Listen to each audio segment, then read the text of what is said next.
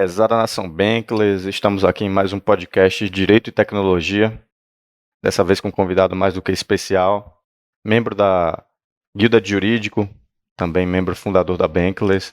Estamos com Alan Gomes Ferreira, um grande advogado, um background incrível. Estou aqui com meu amigo de sempre, o Victor Cabral.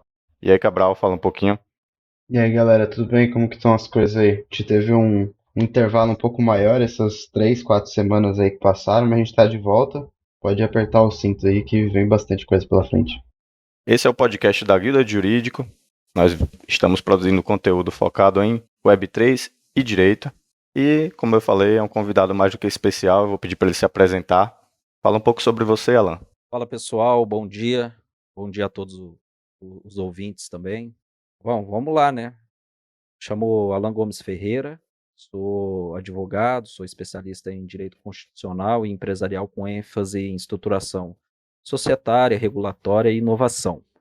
Né? Dentro de Web3 aí já tenho, né, já estou em algumas iniciativas há um tempo.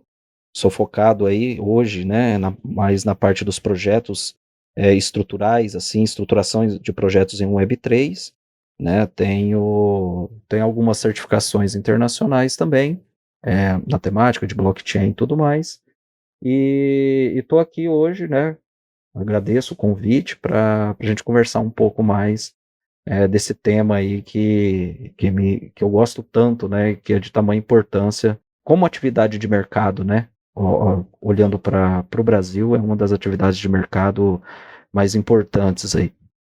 Legal. Alan, o tema de hoje, você consegue apresentar para a gente? Claro, vamos lá. Hoje nós vamos falar um pouco de aplicações Web3 no esporte, né? Não vamos falar de aplicação Web3 no esporte, vamos demonstrar um pouco aí, né, as iniciativas Web3, como tem impactado o mundo do esporte, e depois nós vamos focar um pouco mais no esporte de paixão mundial, aí, nacional, com certeza, que é o futebol, né? Como o futebol no Brasil já está sendo impactado e será cada vez mais. Esse é um tema que vem ganhando muita relevância nos últimos meses aí, né, Alan? Teve várias entrevistas aí, teve vários eventos, acho que é por causa da Copa, inclusive, né? Muitas pessoas falam que é o próximo boom do mercado, entre metaverso e o esporte, né? Queria saber um pouco mais também da sua opinião sobre a situação econômica, assim, não só dentro do futebol, né, mas essa questão de crash, tem alguma. Você espera, tem um pensamento mais otimista sobre os próximos meses aí com relação a essas aplicações no esporte? O que que a gente vai falar mais da tecnologia, né, e não da área financeira? Mas ao mesmo tempo é interessante a gente saber um pouco como que você enxerga, até porque você trata com isso todo dia, né?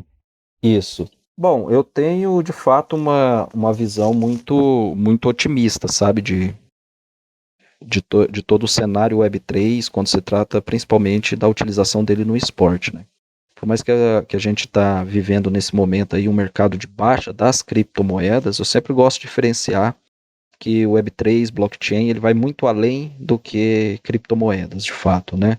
Então, a aplicação blockchain no esporte, ela vem para criar uma dinâmica, de fato, de possibilidade de entradas de novos recursos financeiros para clubes de futebol, né, por exemplo, que tem uma grande dificuldade hoje no sistema que se organiza, né, a dinâmica do futebol no Brasil. Esses clubes eles passam por bastante dificuldade em acessar capital, em acessar investimentos, em acessar, né, todo tipo de recurso. Entendam que quando eu estou falando disso, é óbvio que eu não estou falando de grandes clubes, né, como Corinthians, Palmeiras, Atlético Mineiro e por aí vai, mas esses grandes clubes, na verdade, eles representam 1% do que é toda a base do futebol brasileiro, clubes de divisões estaduais, clubes que estão em divisões inferiores no nacional, né, no campeonato nacional, mas que de fato são esses clubes que movimentam e abastecem os grandes clubes. Então, eu vejo que o mercado de tokenização, eu vejo que o mercado de Web3, ele tem uma força muito grande e um alinhamento muito grande com o que é a filosofia do esporte, e eles conseguem de fato mudar e ajudar o esporte brasileiro, né? Alan, a gente sabe, né, que é mais próximo de você, que você é dono de um clube de futebol, Sim, é verdade. né? Isso é uma coisa incrível. Acho que quem não jogou Brasfoot talvez não tenha tido uma infância tão legal quanto a nossa. Todo mundo quer ser treinador, manager, enfim. Como você enxerga que esses clubes pequenos, eles podem utilizar desses mecanismos? Entendo que da Web3, mas também outros mecanismos que proporcionem um pump, né, um ganho financeiro maior nesse cenário de talvez precariedade, né, dos pequenos clubes. Exato. Tá, vamos lá. Eu posso responder isso de maneira objetiva e talvez a resposta vai ficar meio solta, né, sem muita compreensão. Ou talvez a gente pode começar a falar um pouco de como é a dinâmica e a organização aqui do futebol, né? A nível Brasil, a nível América do Sul e a nível mundial, né? Então, sim, eu sou dono de um clube de futebol. Confesso para você que no Brasfoot é muito mais fácil, né? Perdi bastante cabelo por causa de clube de futebol, mas assim, é legal, é legal, compensa, né? Mas é um desafio muito grande. Então, o meu clube é um clube que se enquadra nessa grande maioria dos clubes, é um clube pequeno, é um clube profissional, federado na Federação Paranaense de Futebol. A Federação Paranaense de Futebol hoje está entre as 4 federações mais fortes do país, né, com as competições mais fortes. Então, de fato, é um desafio muito grande, né? Se a gente olhar para o sistema, então, o Evan, de como é modelado aí a dinâmica do futebol mundial, o futebol ele é organizado administrativamente por associações de maneira geral, certo? Que são chamados de federações e confederações, além da própria federação, que é a FIFA. Então a FIFA é o órgão máximo do futebol, né, que regula todos os demais, as demais confederações e federações, e aí de maneira, como se fosse uma pirâmide, né, de maneira vindo de cima para baixo, você tem as demais organizações. Focando aqui na organização sul-americana, você tem representado aí a Conmebol, né, que é formado pelas federações dos países, pelas confederações dos países, então, da América do Sul, né? Então, a Conmebol, ela é essa entidade, e aqui, falando de Brasil, nós temos a Confederação Brasileira de Futebol, que é o que rege aí toda a dinâmica das competições e tudo mais aqui a nível Brasil, claro que sempre seguindo uma lógica de organização, uma lógica vou chamar de legislação, tá? Mas entenda a legislação é o que a gente chama de direito esportivo de lex desportiva, né? Não necessariamente uma lex pública, né? Então seria uma legislação mais esportiva ali, de orientações, de portarias, enfim. Então aqui no Brasil nós temos aí a Confederação Brasileira de Futebol, né, que rege toda a dinâmica dos campeonatos aqui, e abaixo dela estaria as federações, né? Então nós temos aí a Federação Paulista de Futebol, a Federação Paranaense de Futebol, a Mineira, e enfim, e por aí vai. Né? Então, essa hoje, de maneira resumida, seria uma organização estrutural de como é o futebol. Tá? A gente trazendo isso para o Brasil, por questões tributárias, né, principalmente, a gente utiliza bastante o modelo de associação sem fins lucrativos. Né? Grandes times de futebol, até os menores times, utilizam ainda desse modelo. Eu tenho bastante crítica quanto a esse modelo. Por quê? Porque ele não permite, de fato, você fomentar um sistema econômico mais robusto, né, com esse formato. Né? Então, se você pensar que uma associação sem fins lucrativos ela não pode distribuir lucros, você acaba fechando as portas para algum investimento institucional, né, para a entrada de recurso, de investidores e tudo mais. Então, isso é um agravante a mais que sacrificam os clubes, né, de menor expressão, principalmente. E aí, nessa dinâmica, conhecendo como é essa dinâmica, então a própria FIFA e CBF ela lança alguns mecanismos para tentar ajudar esses menores clubes, que são o mecanismo de solidariedade por formação de atleta, a promoção de eventos, né? O Brasil é um país de dimensão continental aí, e o futebol basicamente fica concentrado, né? O grande futebol, vou chamar assim, que gera grande visibilidade e recurso, ele fica concentrado na região sul e sudeste. Então, a FIFA, a CBF, ela lança de outros campeonatos para tentar fomentar outros clubes de outras regiões que não tenham tanta visibilidade, né? Então, aí a gente está falando de Copa do Brasil, de Copa do Nordeste, de Copa Verde e tudo mais. Então, eu acho que o cenário econômico do Brasil para o futebol, para clubes de pequena expressão, tem alguns mecanismos que têm sido implementados, só que tem muito a evoluir, na minha visão, e a Web3 ela vai fazer parte dessa evolução e a importância dela na ajuda da mudança desse cenário, né? Já que você falou um pouquinho sobre a Copa do Nordeste, é importante ressaltar, né, isso. Essa construção de campeonatos alternativos para fomentar o esporte nesse período de vacância e até garantir mais aos times que têm a concentração de torcida mais regional, não são times de ordem nacional mesmo, né? Uma fonte de receita para que eles consigam se manter e até evoluam, né? E Isso eu de acho que vai um pouco visibilidade de também, né? visibilidade, com certeza. A Lampions League, como a gente carinhosamente chama aqui no Nordeste, ela é um campeonato importantíssimo, né? Uma Com liga que, certeza. entre aspas, liga, né? Que é uma Copa, mas Uhum.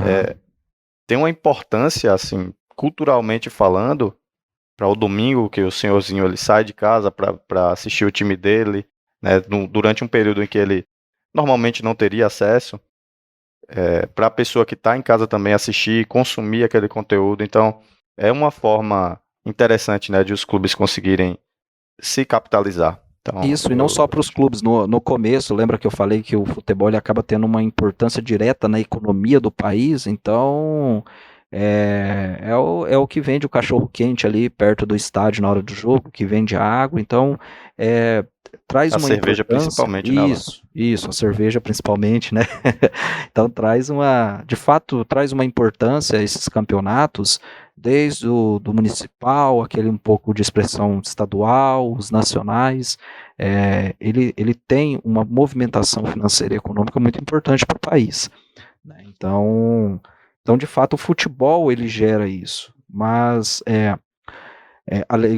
eu estava comentando com você, além da visibilidade, porque campeonatos igual Copa do Brasil, a ideia dela ter nascido, desse campeonato existir, é justamente causar essa democratização para esses clubes menores, né, poder ganhar dinheiro e ter de fato a possibilidade de aparecer, de ter uma visibilidade jogando contra um time grande, um São Paulo, né, um Flamengo da vida aí, entendeu? A Então, gente, a ideia desses campeonatos é a ideia de fato de integração dessas demais equipes e gerar essa oportunidade.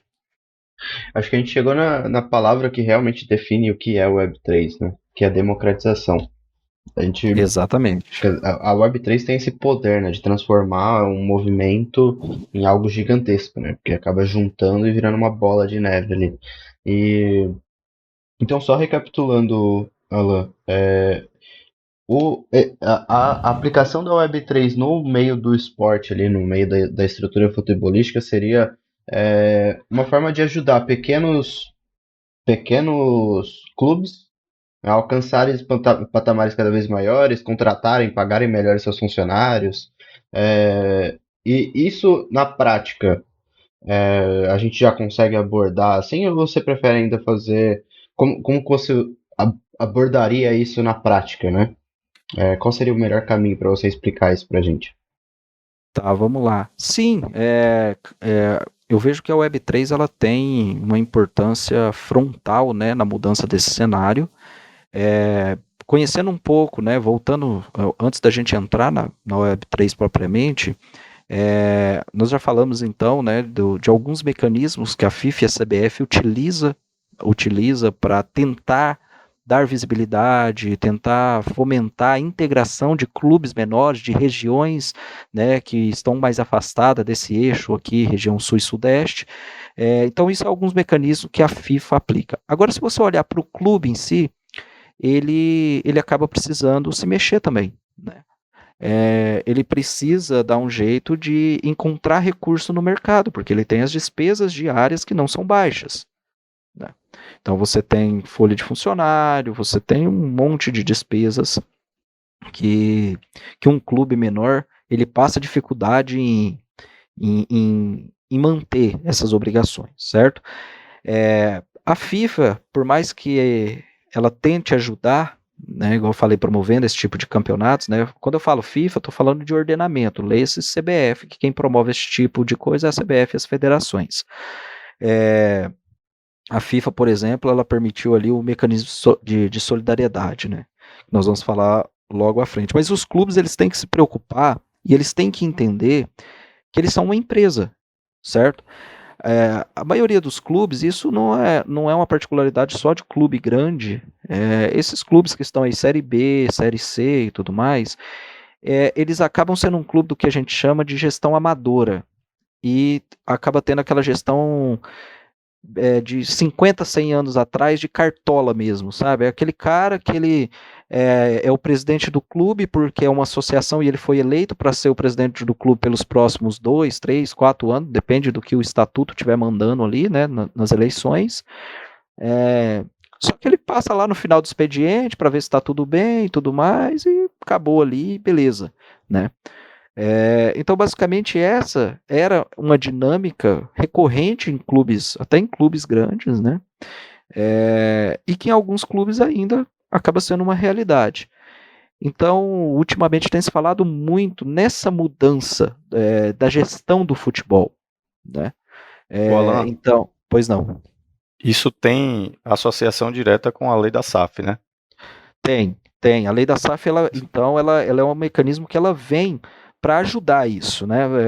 Muita gente, às vezes, um pouco mais leiga, ela vê a lei da SAF como uma tábua de salvação que vai resolver todos os problemas do clube, né? Na verdade, ela é um mecanismo legislativo muito importante, societário muito importante, só que não adianta nada você ter um clube no modelo de SAF se a sua gestão ainda é deficiente. Muito pior, né? Porque se você tem uma gestão deficiente num modelo de associação sem fins lucrativos, basicamente você vai deixar o problema para o seu sucessor, né? A gente, Alan, óbvio, que fala de gestão temerária, responsabilidade por gestão temerária. Cara, na prática, no futebol, eu não consigo lembrar aqui de bate-pronto algum ex-cartola, ex-presidente de clube que foi condenado por gestão temerária ou alguma responsabilização nesse sentido. Alan, A a gente verdade é pode que na prática. voltar só 2 passos aqui e você dá Aham. por geral, assim, o que é a SAF, por exemplo? Eu não faço ideia hoje do que é a SAF, do que é a lei da Tá, SAF e as principais diretrizes, isso, assim. isso, beleza. Entrando então um pouco na SAF, tá? A SAF é a Sociedade Anônima do Futebol. Por que que a SAF passou a existir? Justamente por esse cenário que eu estou comentando aqui, da má gestão do futebol. Com essa má gestão do futebol, isso acumula dívidas, acumula um monte de problemas.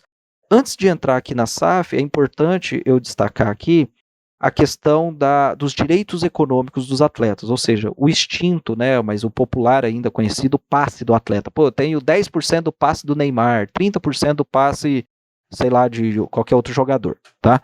Por que que é importante eu tratar disso antes de entrar na SAF? para entender que antes os clubes menores, independente de ser associação ou estar no modelo de empresa, né, os clubes menores até 2016 eles tinham a possibilidade de entregar o seu único, na grande maioria dos casos, o seu único ativo como garantia. Ou seja, quando você registra um atleta de futebol no CNPJ do seu clube, você tem obrigações trabalhistas, né, tributárias, mas você ganha um direito muito forte, que é o direito de deter, né? O clube de futebol detém 100% dos direitos econômicos do atleta, ou seja, do passe do atleta. Então, se chegar um clube e quiser comprar aquele atleta de mim, ele vai ter que pagar a multa indenizatória. Por isso que vocês normalmente vê falando que o Barcelona vendeu o Neymar para o PSG por X milhões de euros, né? Ou seja, o que é isso na prática?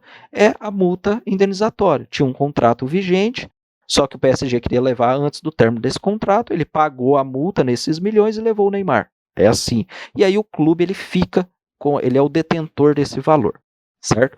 Então, como que acontecia a dinâmica financeira dos clubes antes, né? Então, assim, até 2016, os clubes tinham um recurso para entregar de garantia, certo? Que eram os direitos econômicos, o passe do atleta. Eu chegava no Evan, no Vitor, falava, cara, o clube de futebol está precisando de 300 mil reais, só que eu tenho o próximo Neymar aqui. Como garantia, eu vou te dar 10% de futura venda, né, do valor de futura venda que o clube fizer do Neymar, por exemplo. Então isso começou a se tornar um mecanismo creditório, né, de alavancagem de recursos para os clubes, porque ele tinha algo a oferecer em garantia.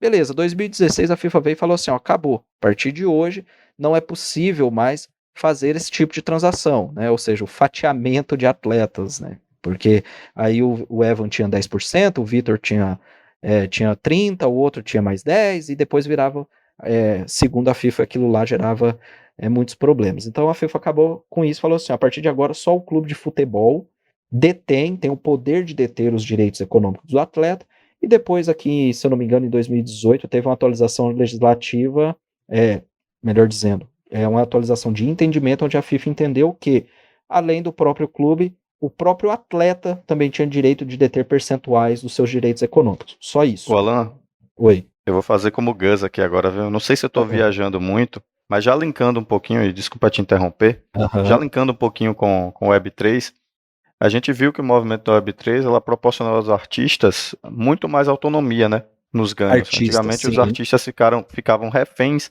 das grandes produtoras, das grandes gravadoras. Até hoje, na verdade, né? Diga-se de passagem. Até hoje, né? Porque não é tão amplo, mas hoje já existe essa opção, né? E eles ficavam muito reféns dessas grandes empresas para conseguir retornos, né? Se capitalizar de verdade em cima das suas obras. E a Web3, ela é um rompimento drástico nisso. Sim. O artista ele tem agora a maior fatia do bolo e os protocolos e plataformas eles ficam com um pequeno percentual, correto? Você acha que em alguma proporção isso vai se aplicar ao futebol? Quer dizer, é uma perspectiva, não necessariamente creio que vai acontecer assim, mas penso que é algo muito próximo, né?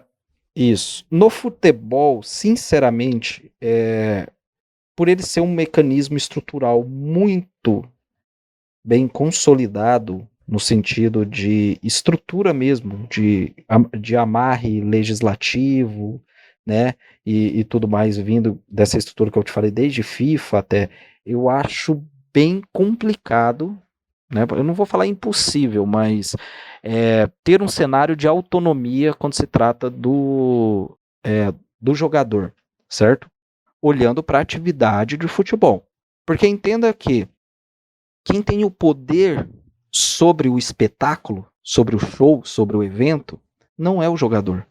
É a FIFA, é a CBF. Agora, se ela tem o poder sobre o espetáculo, sobre a transmissão do espetáculo e sobre os clubes que estão compondo, que contrata e paga esses jogadores, você há de convir comigo que, olhando para o viés do atleta, falando de atividade principal do atleta, que é jogar futebol, eu entendo que a Web3 ainda ela teria muita barreira nesse sentido, tá? Agora, se você estiver olhando para a tokenização do atleta enquanto um artista do futebol para o viés de publicidade, aí a história muda. Entende? Então essa é a minha visão. Hoje eu entendo que a Web3 ela acaba tendo uma atuação mais no âmbito mesmo do que é melhorar a condição dos clubes para que eles de maneira derivada também proporcione melhores condições de trabalho aos atletas. Entende? Eu vejo que é mais nesse cenário do que num cenário onde a Web3 pode chegar, pelo menos a princípio, rompendo o que é toda a força e toda a estrutura de FIFA, de CBF, de Conmebol, né? Enfim, cara, a FIFA tem uma força mundial gigantesca, é coisa absurda, sabe? Então, são donos do espetáculo, né? Então, eu vejo que nesse ponto aí é o que difere um pouco dos artistas, né? Porque se você for olhar, o artista, ele basicamente depende dele para acontecer, né? Ele pode ir lá, ele fazer se ele tem recurso financeiro, ele faz o show dele.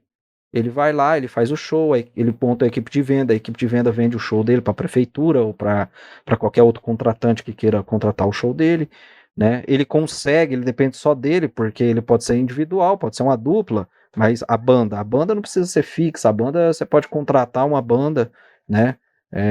Diferente, um guitarrista, não precisa ser fixo.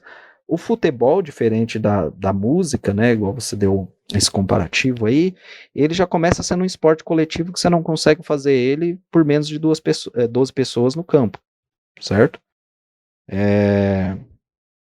E tem toda essa dinâmica por trás para acontecer esses campeonatos, esses shows, que quem detém esse poder é a própria FIFA, CBF, né, e as confederações e federações, igual eu estava explicando. Então eu vejo um pouco complicado esse cenário. Só voltando ali um pouquinho do que nós estávamos falando, então, da questão da garantia que os clubes passaram a perder a partir de 2016, certo? Então, a partir de 2016, a única fonte de garantia que eles tinham para tentar trazer recurso, a FIFA veio e cortou, falou assim, a partir de agora vocês não podem mais, com qualquer terceiro, ofertar o passe, o fatiamento, né, do passe do atleta como garantia, porque isso é proibido. E aí ela terminou de matar os clubes, no sentido de, como que eu vou fazer dinheiro agora se eu não tenho nada para dar em garantia? E aí começou a gerar essa dinâmica de problemas. Nesse cenário, né, igual que eu acabei destacando alguns pontos, assim, mas existem várias outras situações, só que nesse cenário olharam então e falaram assim, talvez a SAF resolverá esse problema. Justamente por isso, porque a gente mudando então o modelo societário, ao invés dos clubes ao invés deles ficarem no modelo de associação, onde eles têm dificuldade em atrair recurso, onde eles têm dificuldade por não poder distribuir lucros, onde ele tem pela dinâmica da própria associação, que é uma dinâmica um pouco mais engessada e tudo mais, vamos trazer eles para um modelo empresarial, né? Então quem entende um pouco de direito societário sabe a diferença do que é, né, um modelo de empresa, societariamente falando, empresarial, né, e o que é uma associação. Então quando você traz através da SAF para um modelo empresarial, você fala assim para ele, eu vou te dar alguns benefícios aqui para você se tornar uma empresa. Mas agora, como empresa, você tem um problema que você não tinha antes. E ao mesmo tempo isso é uma solução. Se você fizer bobeira aqui, não souber fazer uma gestão profissional, não colocar sistemas de compliance, não conseguir trazer fomento, né, para investidores e tudo mais, e gerir muito bem, aplicar muito bem esse recurso, você é uma empresa normal, ou seja, você pode falir e ser punido por todas as questões lá da lei de falência, inclusive dependendo até incorrer em crime, né? Em crime falimentar. Então jogou uma responsabilidade para dentro agora dos clubes que são SAF, que no modelo associação era muito confortável para eles, né? tá, para mim tanto faz. Aqui o meu caixa pode estar estourado, mas eu vou trazer o Ronaldinho Gaúcho, porque a minha gestão tem que ficar marcada por isso. Aí a torcida, né? Nossa, foi o presidente na gestão de tal pessoa que o Ronaldinho Gaúcho fez. Só que ele está no fim do mandato, sabe que não vai se reeleger, até porque a própria reeleição às vezes é travada em alguns estatutos, né? E aí ele pega e fala, cara, eu quero nem saber, vou deixar a bomba para o próximo gestor. E aí, por isso que você vê no Brasil uma oscilação tão grande de um clube que vai bem 1 ano, 2 anos, e do nada o clube cai, começa a perder, é rebaixado, e a gente está falando até de grandes clubes nesse cenário, né? Então, por quê? Porque o cara na gestão ele tem uma gestão irresponsável, né? E sabe que vai passar o bastão para o outro, que o outro vai ficar com um problema, e que ele tá tudo bem para ele, ele não vai ter problema nenhum depois, certo? Já na SAF, isso não acontece. Né? Ou pelo menos, se acontecer, sabe que haverá penalidades, porque ela é uma empresa comum. Então, se você, você, Vitor, tem uma empresa, você sabe que se você começar a ter problema, logo um credor vem e pede a falência dela.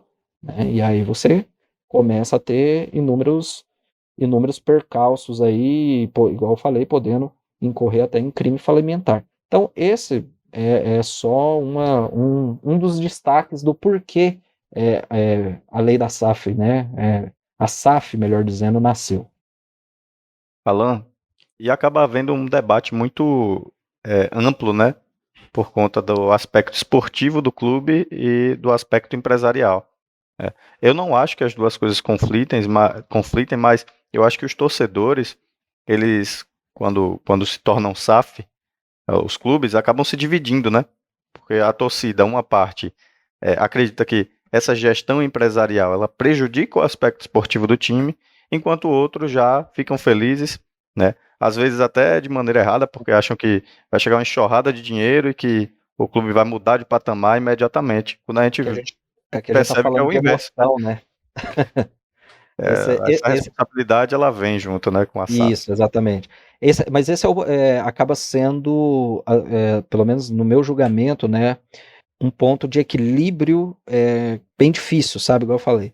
Principalmente quando se trata de grandes clubes com uma massa de torcida muito grande, você está falando de torcedor apaixonado. Né? Você está falando que às vezes do cara que tem ali o futebol da quarta à noite ou do domingo como a fuga do estresse dele, né? Além da paixão, de toda a história que aquele clube representa para ele.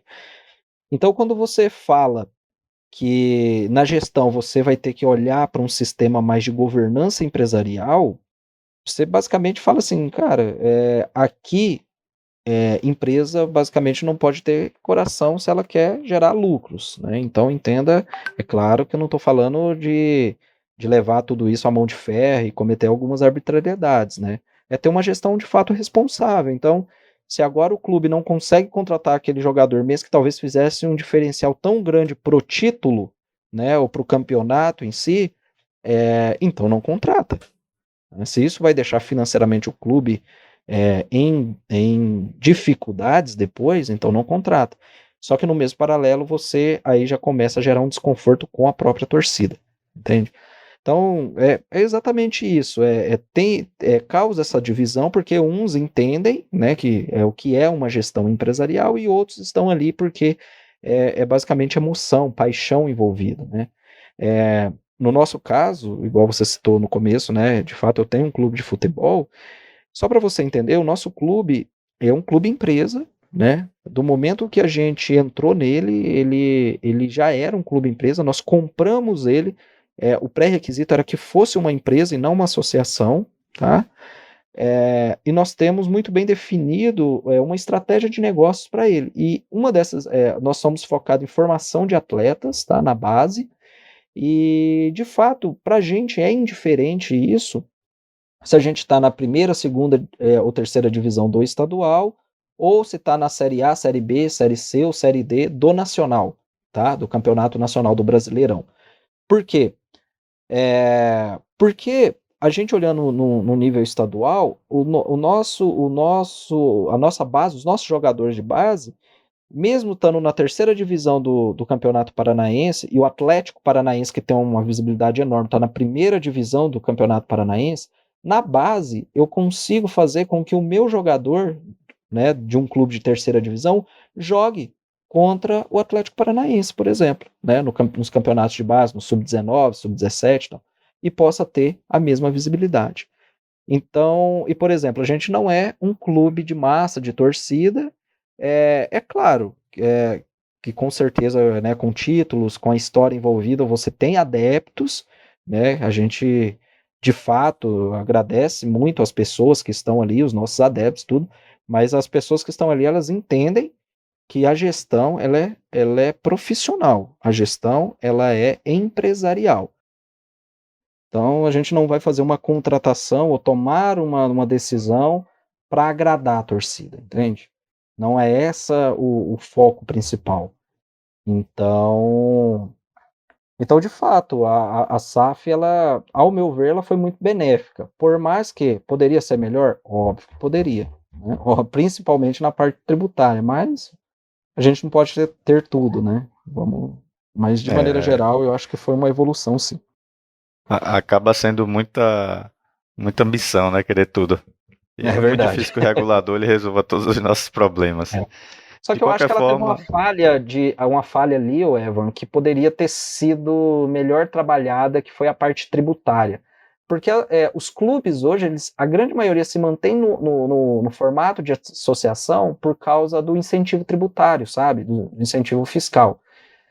Por mais que 2011, por exemplo, foi lançado a lei do Profut, né? Que basicamente foi um perdão da maioria, assim, não foi diretamente um perdão, né? Foi meio que um reparcelamento, virou um negócio, mas no final das contas foi meio que um perdão da dívida pelos grandes clubes que já vinham, mesmo sendo associações, já vinham se endividando, né? Com outros tributos que não estavam sobre esse guarda-chuva de isenção.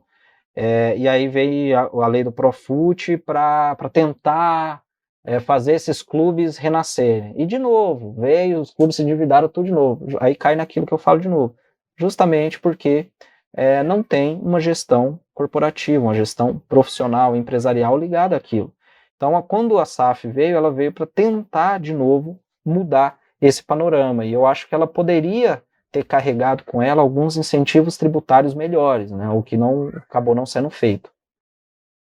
Alan, e o impacto da SAF para a Web3, ela tem um impacto muito grande assim para a aplicação da Web3 no meio do esporte? Tem, sim, na verdade tem. Vamos então começar a entrar aqui. Como que a Web3 impacta tudo isso, já que agora a gente conhece pelo menos conceitos mais básicos de como funciona a dinâmica do futebol, né? No Brasil, a gente estava falando de futebol.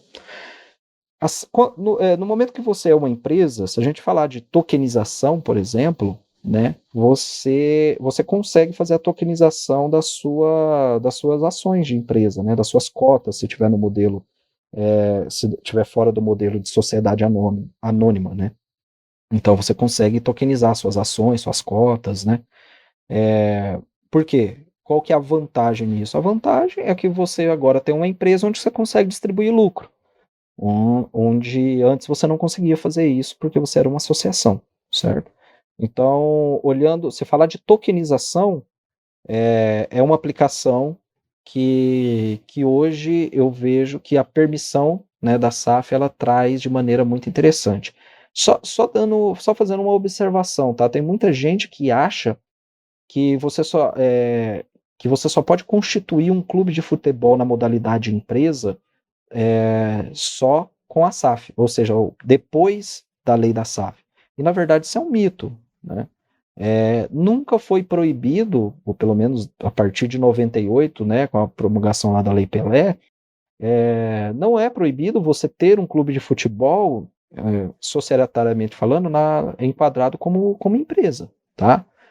O fato é que, na prática, a grande maioria que ia constituir clube via que a maioria estava no modelo associação e replicava isso, às vezes por um, por um incentivo tributário e tudo mais, mas a grande maioria, até hoje que eu converso, fala, não, mas só pode ser empresa depois, né, da promulgação da lei da SAF. Na verdade, não. Né? Nós somos proprietário do clube empresa, que é um clube empresa desde 2017, por exemplo. certo? A lei da SAF foi promulgada aí em 2021. Beleza, então. Então, assim, claro que com a SAF, então, ela veio popularizar isso mais e permitir alguns mecanismos bem legais aí para você poder fazer a tokenização dessas ações. Então, esse, por exemplo, falando da atividade de tokenização, é um impacto que a Web3 traz como maneira, utilizando tecnologia blockchain, né, como maneira de ajudar os clubes a, a trazer essa dinâmica, certo? Porque eu te pergunto assim, ó, me aponta um clube no Brasil que tem capital aberto na Bolsa de Valores. Vocês Acredito sabem que algum? nenhum. Teve um movimento do São Paulo, né, um tempo atrás, se organizando para essa finalidade. Mas, de fato, depois disso eu não acompanhei e acredito que não evoluiu. Agora, imagina o cenário onde você consegue fazer, claro, né, guardado todos os requisitos legislativos, CVM e tudo mais. Eu acho que eu não preciso nem, pelo menos, explicar isso aqui, pelo menos agora, né? Mas eu estou te falando de possibilidade de tecnologia e de negócios, basicamente. Agora imagine então, já que você tem todas as dificuldades de pegar um clube de futebol e captar recursos para ele abrindo capital na bolsa, não estou falando que não é permitido ou que é impossível. Eu estou te falando que é muito difícil. Tanto é que eu não consigo, de bate-pronto aqui, lembrar de nenhum clube de futebol no Brasil que tem capital aberto na bolsa. Certo? Então, com a tecnologia, você consegue tokenizar as ações desse clube e fazer essa entrada de capital como se funcionasse um IPO, certo? É possível fazer isso. E quem permitiu fazer isso, não só na parte de tecnologia, melhor dizendo, mas de enquadramento legislativo, a SAF permitiu que esses clubes, que eram associação sem fins lucrativos, fizessem uma conversão para a sociedade anônima do futebol. E a sociedade anônima do futebol, para que isso fique bem claro, ela tem característica jurídica de sociedade anônima de capital fechado, não é aberto, não é sociedade anônima aberta, ela é fechada. Só Tá? confirmando, Então, não por existe isso que. nenhum mesmo lá. Acabei de dar uma Eu googada sei. aqui. Só no Aham. Brasil não tem nenhum. Tem. Não tem, não tem. No Brasil não. Fora do Brasil tem, até porque a gente levaria mais umas, no mínimo aqui, a tarde toda, se a gente fosse falar o quanto é bonito o sistema, por exemplo, de organização de liga dos Estados Unidos que utiliza o modelo de franquias. Cara, é sensacional. Falando de business, de negócios, é sensacional, né? E é por isso O que cresce modelo de tanto também agora, né? organização de ligas, por exemplo, da Bundesliga, né, que é o campeonato alemão, da Premier, que é o campeonato inglês, enfim. Mas aqui no Brasil eu sei que de fato não tem. Se você olha para o cenário Web3, se você olha para o cenário Web3 aplicando, por exemplo, a tokenização dessa dinâmica, a gente já tem hoje fan tokens, né? O que é o fan token? Basicamente é a digitalização em blockchain do que a gente conhece hoje como os programas de sócios torcedores, né? É um utility token que traz benefícios, mas com toda a dinâmica, NFTs, né? A possibilidade de você ali ter o direito de interferir em como vai ser o terceiro uniforme da equipe. Isso basicamente é um fan token, é algo que já está sendo feito, já tem um tempo, né? A Socios.com foi uma das pioneiras nessa atividade, e é algo bem legal, né? Que já está no mercado, que os clubes podem se utilizar como uma estratégia de marketing, né? Como está no hype aí, principalmente NFTs e tudo mais, para atrair, de fato, entrada de recursos e tudo mais, né? Então, o fan token, de fato, ele é uma possibilidade. Quando você traz, falando da tokenização, uma outra possibilidade, que foi o que o token do Vasco fez, né? O que ele fez? Ele subiu um degrau a mais. Então ele saiu ali do token de utilidade propriamente, né? Que os fan tokens são, e ele falou assim: olha, pelo mecanismo da FIFA, os clubes eles têm um direito creditório, entende? Lembra que eu falei do mecanismo de solidariedade FIFA? O Sim. que é o mecanismo de solidariedade FIFA? A FIFA ela criou porque ela conhece, né, essa dinâmica de dificuldade financeira dos clubes. A FIFA ela criou um mecanismo que ela faz as empresas, os clubes que formam atletas. Lembra que eu falei que a nossa estratégia empresarial é de formação de atleta? Então, a FIFA ela fala o seguinte: olha, os clubes que são formadores de atletas, todas as transações, as compras e vendas, né, que fizerem de maneira internacional entre federações internacionais, né, diferentes, esse clube ele vai ter um percentual pelo período que ele formou o atleta, certo? Então, aí tem todo um escalonamento que não vale a pena que eu entrar nesse detalhe, mas ele pode chegar até 5% do valor daquela transação. Beleza? Então vamos pensar assim, ó. Eu vou trazer um exemplo, de um clube igual o meu, tá? Para você entender.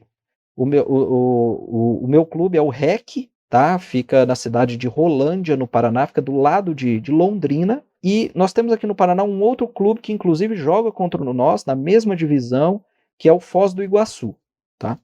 O Foz do Iguaçu ele fez uma transação assim, só para você entender. O Foz do Iguaçu ele tinha um atleta muito bom chamado PP. O Foz do Iguaçu ele vendeu 70% dos direitos econômicos do PP para o Grêmio de Porto Alegre, tá? Ou seja, então aqui a gente está falando de direitos econômicos, lembra que só o clube pode deter. Então ele ficou com 30% dos direitos econômicos do PP e vendeu 70% para o Grêmio de Porto Alegre. Poxa, o Grêmio de Porto Alegre é uma vitrine tanto, né? O PP passou uma temporada lá e arrebentou com tudo, né? Jogando na equipe principal, meteu um monte de gol. E aí veio o Porto. Se eu não me engano, foi o Porto mesmo.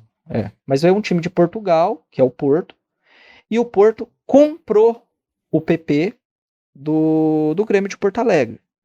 Então, foi uma transação onerosa, né, uma compra e venda entre federações distintas e internacionais, certo? Então, a CBF e a Federação Portuguesa de Futebol que estava no meio dessa transação, porque é um clube federado à Federação Portuguesa e o outro à Confederação Brasileira. Beleza, foi uma transação onde esses 30% de direito econômico gerou para o Foz do Iguaçu 29 milhões de reais, tá? E pelo fato do Foz do Iguaçu ter ficado com o PP na base do Foz do Iguaçu 1 ano e meio, lembra que eu falei que tem um escalonamento a ser aplicado? Esse 1 ano e meio na formação do PP representou mais quase 1 milhão, foi 900 e pouco, mas quase, vou arredondar, mais 1 milhão de reais do mecanismo de solidariedade repassado ao Foz do Iguaçu, certo? Então a gente está falando de uma transação total de 30 milhões de reais para o Foz do Iguaçu. Então o que o Vasco fez? Ele pegou os atletas formados pela base dele, Felipe Coutinho é um exemplo dele, e ele fez uma bolsa de atletas. Falou assim, olha, esses atletas, eu tenho um direito creditório desses atletas, que hoje tá na Inglaterra, o outro tá na Espanha, o outro tá na França, cada um jogando seus respectivos clubes, e eu tenho um direito creditório, porque a qualquer momento que esses atletas forem vendidos de federação para federação, eu ganho um percentual, pelo que pode chegar até 5%, do valor econômico dessa transação. Então, se a gente está falando do Neymar, a gente estaria falando, por exemplo, de 1, 2% para o Santos, né, ou 3%, ou até 5%, eu não lembro, eu acho que o Neymar foi formado, né, pelo Santos, o período total de formação, mas vamos colocar aí, que ele ficou lá há 3 anos, né, então faz o escalonamento e vamos supor que seja de 1% por ano, não é bem isso, mas vamos colocar aqui a título de exemplo. Então, dessa transação milionária que ele foi do Barcelona para o PSG, o Santos teria 3%. E detalhe, o mecanismo de solidariedade ele é vitalício. Então, enquanto o jogador tiver em atividade e tiver sendo transferido, sendo vendido internacionalmente de uma federação para outra, o clube ele tem o direito a receber esse percentual por ter ajudado, né, na formação desse atleta. Por que eu tive que explicar esse mecanismo? Para que vocês entendam, para quem está ouvindo, né, e até o Vitor, o Evan, que a gente está tratando aqui de um direito creditório. E o token do Vasco ele veio e tokenizou esse direito creditório. Entende? Então o fan token, ou melhor dizendo, né, o fan token, né? O Vasco tem fan token também, mas o token Vasco, né, que é o token Vasco, então ele é um token lastreado em um direito creditório que vem do mecanismo de solidariedade da FIFA. Por isso que eu falei que ele subiu um grau a mais na inteligência, na possibilidade de utilizar a tokenização, a Web3, como uma maneira de mais uma entrada de investimento e recurso sem ferir a proibição da FIFA dos direitos econômicos, porque mecanismo de solidariedade não tem nada a ver com direitos econômicos, o que eu já falei que foi proibido pela FIFA em 2016. O Alan, já indo para o aspecto mais técnico, Uhum. essa construção, essa estrutura jurídica desse token, ela se aproxima, quer dizer, se aproxima não quer dizer que é necessariamente aquilo, mas se aproxima de um security token, certo? E aí você Perfeito. pode explicar um pouquinho esse aspecto técnico do token, essa Tá. proximidade com o security, por que não é, até explicar mais sobre essa questão do valor mobiliário e falar um pouco do Howey Test e das Posso. aplicações do Howey Test nesse case aí. Só queria Claro, deixar posso sim. um comentário aqui. Esse é muito inovador, né? Essa modalidade que o Vasco encontrou. E eu queria fazer uma pergunta, Alan. Existe outro Sim. país não, mas outro clube que usou antes do Vasco essa mesma lógica? No Brasil, que eu tenha conhecimento, não, tá? Eu sei de clubes que utilizaram depois. Aham. Né? Por exemplo, o clube, o Cruzeiro, por exemplo, ele tem uma proposta exatamente dessa. Tanto o Cruzeiro tem fan token, mas também tem o token do Cruzeiro que é lastreado nesse direito creditório. Tá? O que não se tem ainda é justamente, que é o que eu estava comentando com vocês, que eu vou fazer aqui no meu clube, lançar, que é justamente essa tokenização, como se fosse aí, né? Não é um IPO, nem de perto vai ser, porque não vai ter oferta pública disso, não vou fazer a captação de poupança, né, popular, de recurso popular no Brasil, mas nós vamos tokenizar a ação do nosso clube, que é um clube empresa. Isso ainda não tenho conhecimento de alguém que tenha feito. De clube, né? Tá? De clube de futebol, de clube, tá? A gente está nas fases finais aqui da estruturação do projeto já para realizar essa tokenização da própria cota do clube, né? Ou da própria ação, se a gente decidir transformar ele em SAF, porque hoje ele é uma empresa normal, ele não é uma SAF, mas a gente pode, se a gente decidir, transformar numa SAF. Eu vou pegar como exemplo aqui, então, o case do token Vasco, tá? Só que antes da gente entrar numa análise um pouco mais técnica da aplicação, é importante a gente conhecer como o pouco de legislação, ou melhor dizendo, pouco de instruções normativas de entes reguladores, tá? Entendem alguns conceitos dentro do que é a dinâmica da tokenização, tá bom? Então, o primeiro conceito que eu gostaria de alinhar com o pessoal aqui é o conceito do que é uma tokenização de ativos, tá? Então, basicamente, uma tokenização de ativo é uma representação digital de um ativo real. Então, leia-se por ativo real, o nome já fala, né? Um ativo é tudo que você expressa uma possibilidade de valor econômico naquilo, e real é algo, né, o próprio nome já fala, que é real, é tangível ali. Então, a gente pode falar desde um imóvel, de um carro, enfim, de um direito, né? Então, basicamente, a tokenização de ativos ela é uma representação digital de um ativo real, que ela pode ser fragmentável e auto-executável, ou seja, a gente está falando aqui de características da própria blockchain, certo? Protegido por chave criptográfica, que vai formar esse conceito, forma o que nós conhecemos, então, por tokens e registrados em blockchain.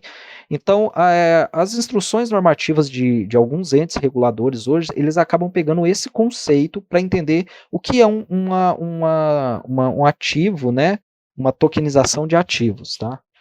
E aí a gente precisa vir, então, para um conceito do que é, então, um criptoativo. Eu sempre falo, blockchain é muito mais do que criptomoeda.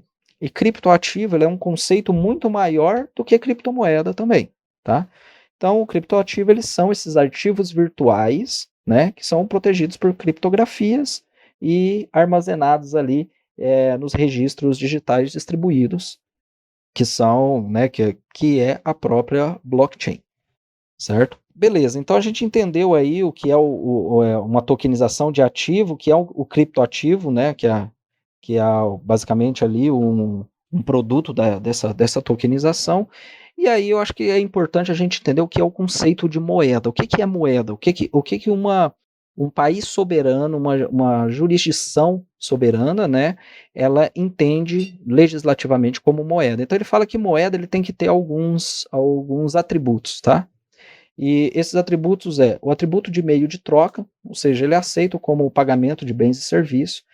Ele constitui uma reserva de valor, então ele deve manter aquele poder de compra dele ao longo do prazo, né? Ela é uma métrica de riqueza, basicamente. Então, para ser considerado moeda, ele tem que ter também esse requisito, né? E ele é o requisito de unidade de compra, né? Então ele tem que ter um padrão referencial ali para que as mercadorias expressem aquela unidade de compra, aquele valor. Por isso você consegue ir no supermercado e trocar a carne lá por 50, 60 reais lá o quilo da carne, certo? E aí ele tem um requisito muito importante, né? Porque se você parar para falar, pô, mas por exemplo, o Bitcoin ele tem todos esses requisitos, mas ele não é considerado moeda. Então, exatamente isso, ele não é considerado moeda porque ele não tem o último requisito, que é o requisito do curso legal. O que é o curso legal? Então, moeda é aquilo que o país e a legislação fala que vai ser a moeda aceita. Então, ela é uma obrigação legislativa que ela vincula a aceitação obrigatória daquela moeda. Por exemplo, você pode ir ali comprar carne, igual eu estava dando um exemplo lá no açougue, e falar assim, olha, eu quero pagar com criptomoeda. E o cara pode se recusar. Por quê? Porque no Brasil não existe lei que obriga o recebimento em criptomoeda, em Bitcoin, em alguma coisa. Mas se você falar assim, eu quero pagar em real, ele não pode se recusar. Ele é proibido por lei de se recusar. Ou seja, é o requisito do curso legal. Então, todos esses requisitos, ele forma o conceito de moeda. Então, beleza. Por que esses requisitos são importantes? Eles são importantes porque daí você vai conseguir, então, olhar e fazer uma classificação do que são os tokens. Quando você tokeniza um ativo real, você consegue, então, olhar e fazer uma classificação mais simples de onde se enquadraria aquele token, certo? Então, assim, claro que a gente tem inúmeras classificações, eu vou trazer as principais que talvez é mais próximo aí da galera, tá? Então, a gente tem os tokens de pagamento, certo? Que é utilizado puramente como meio de pagamento para produto, né? Então, a gente tem aqui as stablecoins, os bitcoins, etc. Nós temos os utility tokens, ou seja, os tokens de utilidades, aqueles que eles podem servir como meio de pagamento, mas você pode atrelar a ele outros benefícios, né? Então, a gente estava dando um exemplo do fan token. Aqui, além dessa função, você tem o poder de votar nesse jogo com qual camisa o time vai jogar, se é com o segundo uniforme, se é com o terceiro uniforme. Você tem a estampa do terceiro uniforme, ou seja, você dá utilidades para aquele token, certo? Você tem os NFTs, né, que é os Non-Fungible Tokens, que é os tokens não fungíveis, e aí, de maneira bem simples, né, a gente tem que trazer ali do direito civil, que é o conceito de fungível, né, e quando você aplica, você basicamente é algo único, é algo que não pode ser substituído por algo da mesma espécie, qualidade e quantidade, tá, se fosse de maneira bem resumida.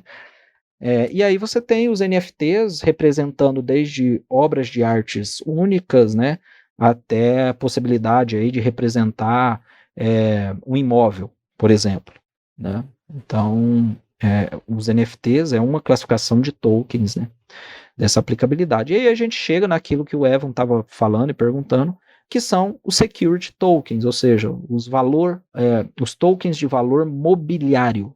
E é aqui que o negócio pega para os projetos, né? Então, hoje, a gente acaba tendo uma demanda de estruturação jurídica para os projetos Web3, não só do futebol, de maneira geral, muito grande, justamente por causa desse bicho-papão aqui, ó, do Security Token. Porque se o projeto ele se enquadra como Security Token e você não tem as devidas autorizações e licenças para para, de fato, captar o recurso nessa modalidade, você arruma um problema muito grande com o ente regulatório, com a autarquia regulatória chamada CVM, Comissão de Valores Mobiliários. E, de fato, aí a CVM ela acaba sendo meio que o terrorzinho da maioria dos projetos que entram meio desavisado nesse mundo Web3, sabe? Nos últimos meses, assim, a gente está tendo bastante notícias, né, sobre a CVM, alguns casos, não só no Brasil, mas até a SEC dos Estados Unidos. Essa semana mesmo teve SEC. Fato, a SEC também tem um papel muito ativo e a CVM acaba espelhando muita coisa das decisões e do que acontece lá, principalmente na sim. SEC. Inclusive foi no parecer 40, a própria CVM falou, né, que o sistema deles é baseado exatamente na SEC. E Isso, falou o que claramente. a gente teve uma decisão essa semana, né, Alan, não sei se você acompanhou, da Library contra a SEC, né, e a SEC ganhou. Acho que foi no Supremo Sim. dos Estados Unidos, e a gente inclusive vai discutir disso aí amanhã, com o do jurídico. Sim. O Howey Test em si, ele é uma coisa muito complicada de entender, né? Assim, tem algumas coisas bem claras, mas a questão de investimento, expectativa de lucro ali é bem complicadinho, né? Isso acontece, Vitor. Isso acontece justamente porque, digamos assim, é aquela artimanhazinha do regulador, né? Quando ele acaba colocando um critério subjetivo de interpretação, né? Porque se você olha a Lei de Valor Mobiliário, né, que é a Lei 6385 de 76, o artigo 2º dessa lei, ele é bem explícito e até taxativo, né? Ele fala assim, ó, o que é valor mobiliário é isso, ponto. Beleza, até então, tudo lindo. Só que aí ele vem no inciso 9 dele e ele fala assim, ó, ele cria ali o conceito de contrato de investimento coletivo, tá? Então, só para você entender aonde a gente chega no teste de Howey aqui no Brasil. E aí ele cria então esse conceito de contrato de investimento coletivo que ele fala assim, ó, o inciso 9 fala, né? Ele fala assim, ó, quando for realizado ofertas públicas de quaisquer outros títulos, tá? Ou seja, qualquer outro título que não esteja naquele rol do artigo 2º ali, dos outros incisos do artigo 2º. Ou, aí ele pega aqui, ó, ou contrato de investimento coletivo, que é o SIC, né, que eu estava comentando com você, que gerem direito à participação de parceria ou de remuneração, inclusive resultante de prestação de serviço, cujos rendimentos advêm do esforço preponderante do empreendedor ou de terceiros. Ele forma, basicamente, aqui, nesse inciso 9, um entendimento subjetivo com base nesses critérios. E aí que pega. É por isso que os projetos, eles têm que, no momento que estão sendo estruturados, eles têm que entender muito bem o que é o plano de negócio deles e como ele vai ofertar publicamente aquilo. Porque é nesse inciso 9 que a CVM vem e tem tido atuação para penalizar alguns projetos, para dar stop order em alguns projetos. Então, é aqui que é aplicado o teste de Howey. Mas o que raios, né, é esse teste de Howey que a gente acaba falando? O teste de Howey também veio dos Estados Unidos, tá? De um processo lá nos Estados Unidos, onde pode me falhar a memória, mas se eu não me engano, a aplicação do Howey ali foi numa fazenda de laranja, onde o rapaz ali estava fazendo meio que um sistema de investimento, né, atraindo recurso privado para um sistema de plantio de laranjas. Posso estar enganado, mas se eu não me engano, é aí, né, que é o caso de Howey contra outro nome lá que eu também não lembro. Sou horrível para lembrar número de artigo, esse tipo de coisa. Mas assim, ó, basicamente o teste de Howey, então, ele veio importado, né, desse caso lá, e a CVM desde então ele utiliza esse teste para responder aquelas perguntas do inciso 9. E basicamente são 5 perguntas, tá? E se essas 5 perguntas a resposta for sim para 5, a gente tem um valor mobiliário, ou seja, a gente tem um security token né, se a gente está falando de um projeto de token Web3, tá? Então, qual que é o primeiro elemento, né? Ou seja, a primeira pergunta que o teste de Hall é que você, enquanto dono do projeto, ou você, enquanto estruturador do projeto, você deve se fazer. Primeiro elemento, eu vou realizar oferta pública disso, né? Ou seja, eu vou divulgar isso na internet, no Instagram, nas redes sociais, vou falar assim, ó, invista aqui no meu token, eu vou fazer oferta pública disso, né? O white paper, ele está estruturado de maneira que o material publicitário, as entrevistas, que dá a entender que você está de fato divulgando publicamente e dando uma chamada de ação para investimento naquilo. Então, se você tem a resposta sim para a oferta pública, então você já cumpre um requisito. O segundo elemento, tem aporte de dinheiro, né? Esse aqui quase em 100% dos casos, né? Não diria 100, eu não gosto de generalizar nada, mas, cara, 99,9% cumpre esse requisito, porque você está lançando um token, basicamente você é de um projeto ali, né, que tem um fim lucrativo, você lança o token e você vai fazer chamada para alguém comprar aquele token. Então, esse requisito do aporte do dinheiro, ele se cumpre aí em 99% dos casos, tá? E aí o terceiro elemento que ele pergunta é um empreendimento coletivo, né? Então, existe um empreendimento em comum que será partilhado entre os titulares dos tokens? Então, peraí, o que a gente está falando? Talvez de um timeshare, de uma tokenização imobiliária, talvez. Então, tem que analisar o que é o projeto e se tem esse empreendimento coletivo, certo? Quarto elemento, expectativa de lucro, né? Eu estou colocando dinheiro aqui, estou comprando esse token, eu tô esperando uma distribuição de lucros, né? Ele vai me reverter em lucro. A maioria dos projetos, né, quando trata de dinheiro de investidor, não tem lógica o investidor colocar o dinheiro para ficar no zero a zero. Né? Esse Então, elemento, sempre... só trazer que esse elemento também ele tem uma definição, né? A expectativa de lucro com esforço do criador, né? De quem tá lançando o token. Isso. Mas isso que você falou é o quinto elemento. Desculpa. Tá? Então, não, imagina, você está correto, é isso mesmo. Então, de fato, a expectativa de lucro. Então, você está dando ênfase, né? Você está colocando material publicitário, você está vendendo, você está prometendo, ó, compra meu token que aqui a gente tem uma expectativa de render 1, 2, 10, sei lá quantos % disso, né, na operação. Beleza. E aí o quinto elemento é isso. O resultado, então, desse empreendimento em comum, ele é advindo exclusivo ou preponderantemente do esforço do empreendedor ou de terceiros. O que isso significa? Significa que o esforço é do empreendedor, não é daquele que está colocando só o dinheiro como um investidor puro, né? Então ele está colocando o dinheiro, o investidor coloca o dinheiro, mas o resultado disso está vindo do esforço de um empreendedor ou de um terceiro ligado a ele. Entende? Então por exemplo, esse quinto elemento, ele é um elemento que ele é um pouco mais difícil de analisar, de configurar. Então ele tem o projeto, se ele é bem estruturado, ele consegue então não responder sim para esse elemento, tá?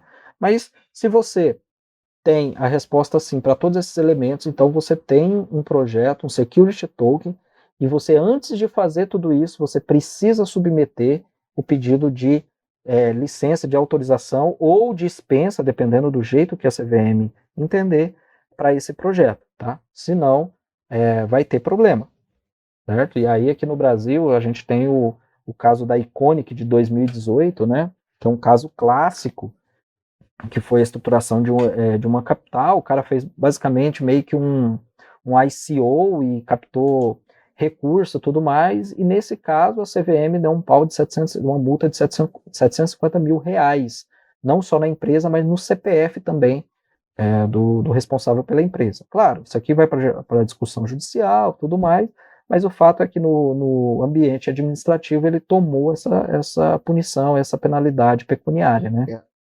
É interessante também, porque se comparar a CVM com a SEC, eu acho que a CVM joga muito mais limpo que a SEC. Nos casos, assim, normalmente, inclusive esse caso dessa semana, nos Estados Unidos eu acho que as coisas são muito mais voláteis do que no Brasil. Aqui a gente tem uma lei, E o entendimento pode mudar ali, mas demora muito para mudar, né? Nos Estados Unidos, não, de um dia para noite pode acontecer alguma coisa ali, e ele vai entender uma palavra diferente e manda bala, porque não tem nada prendendo, né? Só os precedentes. E mesmo assim o precedente pode ser mudado, né? Pode ser alterado mesmo. É isso que eu ia falar. Justamente, eu acho que isso acaba sendo pela diferença do nosso sistema jurídico, né? Que nos Estados Unidos é um common law, aqui nós temos um civil law, né? Um direito romano, baseado no direito romano. Então, talvez essa atuação mais incisiva da SEC lá pode acabar gerando exatamente essa sensação que você tem, o Victor, justamente pela diferença do nosso modelo jurídico, né, de atuação. Por mais que o Brasil, em algumas coisas, né, eu vejo que tenta importar bastante coisa do modelo de atuação ali do common law. Mas, de fato, assim, às vezes esse tipo de atuação ele acaba gerando essa sensação mesmo. Sim, não, exatamente, concordo plenamente com você, só queria deixar o comentário de que é interessante a gente trazer também uma notícia atual, né? Que é porque Sim, essa nova decisão ela pode realmente trazer uma mudança muito drástica pro ambiente cripto, né? Eu acho que esse sentimento que a gente teve essa semana, por exemplo, de queda, e refletir aqui no Brasil com também, né? certeza, isso eu acho que não Porque, tem igual, dúvida igual a nenhuma, né, gente que vai já refletir no mencionou, Brasil. é, igual mencionou, pega tudo aqui no Brasil, basicamente, né? A CVM e tudo mais, ela acaba Sim. olhando lá para fora e pegando o que está sendo decidido Sim, como parâmetro nos lá, Estados né? Unidos eles dividem o Howey Test na realidade em três elementos, né? Eles o juntam o 4 e o 5, o 3, o 4 e o 5 num só elemento. Sim. E aí por isso até que eu acabei me confundindo, mas no Não, mas é que se você ler o inciso 9, né, da Lei de Valores Mobiliários, você vai ver que ali está basicamente aplicado o Howey Test. Na leitura que você fizer, você vai ver que eles fracionam nesses 5 sim, elementos, né? e é interessante porque eles adaptam o quinto elemento que você disse também, eles falam exatamente sobre esse esforço único do launch, né? Que é o nome do. Como que a gente fala aqui? Da pessoa que está lançando o token, né? Do criador ali do token. Isso. Do Isso, do empreendedor, né? empreendedor. Empreendedora. E, e aí acaba que, na realidade, né? É muito difícil de você prever isso, né? Eu fico, por exemplo, essa decisão que teve essa semana, o ponto-chave foi exatamente esse, né? De entender ali que o empreendimento, tipo, ser uma DAO, por exemplo, né? O token lançado por uma DAO. Talvez a descentralização garanta que o entendimento do quinto elemento, não seja aplicável. Porque o empreendedor, na realidade, é todo mundo. Todo mundo que compra o token acaba sendo empreendedor. Mesmo que ele não tenha ativamente posição dentro da DAO, né? Não tem pessoas identificáveis ali como empreendedor. A DAO acaba sendo um membro coletivo, né? E eu vejo muito a saída das DAOs suprindo essa necessidade dos tokens nos próximos anos. Óbvio que já vem acontecendo, né? Só que eu acho que a gente não tem ainda maturidade em como isso acontece, né? Na forma da descentralização. Então, é isso que eu ia comentar, cara. Trazer DAO, principalmente para uma discussão dessa, cara. DAO hoje é um dos mecanismos mais complexos de enquadramento jurídico e tudo que se Sim, pode existir. DAO é um mix de Deus nos acuda, cara. É um fato, né? Ou seja, isso que eu estou falando é de tentar enquadrar ou tentar discutir para se chegar a algum tipo de legislação, algum tipo de enquadramento societário que faça sentido para a DAO, sem conflitar o que é a filosofia de uma DAO, da Web3. E isso hoje, assim, eu acho que hoje é um dos cenários dentro de Web3, de maneira geral, eu acho que DAOs hoje é uma das que representa os maiores desafios jurídicos para a gente tentar achar uma maneira de fazer ela e coexistir, adequação, né? né, com sistemas postos. Inclusive, Alan, trazendo um pouquinho para o assunto de esportes, a gente já viu Uhum. algumas iniciativas, né, de DAOs Sim, sim. envolvendo times Aí você rouba de meu futebol gancho, né? americano, por exemplo. Não, mas antes do gancho, Vitor, eu acho importante a gente comentar exatamente o porquê que o token do Vasco não foi considerado um security token. É justamente ficando ainda nesse quinto elemento, nesse último elemento, sabe? Porque a CVM, então, o que aconteceu? Eles estruturaram todo o projeto, falaram assim, ó, aqui o nosso foco é direito creditório com base no mecanismo de solidariedade, certo? E aí eles protocolaram na CVM uma consulta prévia para falar assim, CVM, ó, o projeto é esse, o white paper é esse, está tudo aqui. Nesse formato, você entende que é um security token, né, uma oferta de valor mobiliário? E aí a CVM ela fez a seguinte explicação, né, por meio do ofício 15 de 2020, ela chegou ao entendimento, tá, já adiantando o resultado, que não constituía valor mobiliário, tá? Mesmo cumprindo 3 requisitos, certo? O fato dele não cumprir basicamente o último requisito, então não constituía.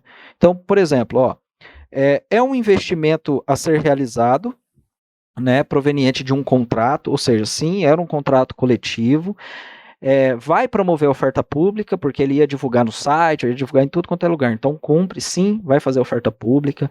É um investimento derivado de um contrato, né? Ou seja, coletivo, sim, cumpre o segundo requisito.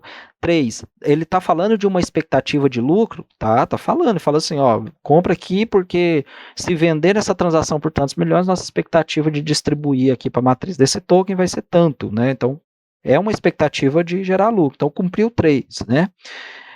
E aí, então, ela faltou 2.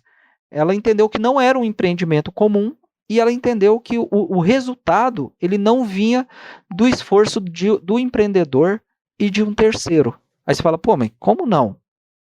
Porque quando você analisa, então, o sistema do mecanismo de solidariedade, você entende esse posicionamento dela. Porque ela fala assim, ó, o eventual ganho ele seria advindo de uma performance, certo? Porque assim, para um clube se interessar em comprar um jogador não, vai depender da performance do jogador, certo? Então, de um lado você tem o jogador tendo que ter uma boa performance, de outro você tem que ter um clube que detém o poder de direitos econômicos em querer também vender esse jogador, porque às vezes fala, pô, meu jogador tá arrebentando, mas eu não quero vender, né?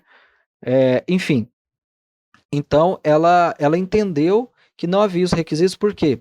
Porque dependia do resultado da performance de 3 partes totalmente desconectadas da atividade empresarial, entende?